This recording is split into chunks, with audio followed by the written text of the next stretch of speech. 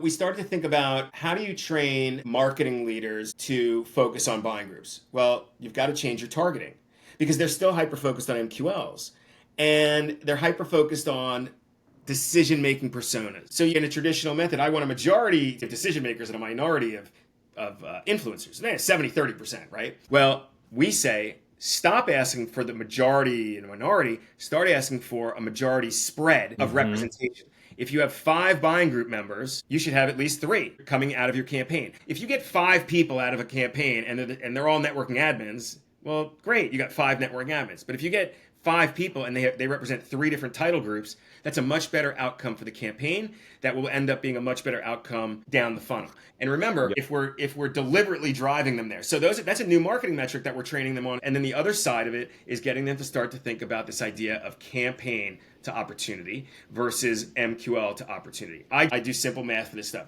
You drove 1,000 leads that converted at 10% to 100 MQLs that converted at 10% to 10 opportunities. Well, what if you drove 1,000 leads and instead of only talking to the 100 MQLs, maybe you're talking to 500 of them because there's signal that's showing these accounts are in market. And so the outcomes could be more than the 10 opportunities, or even if it's the same 10 opportunities, they could be bigger opportunities.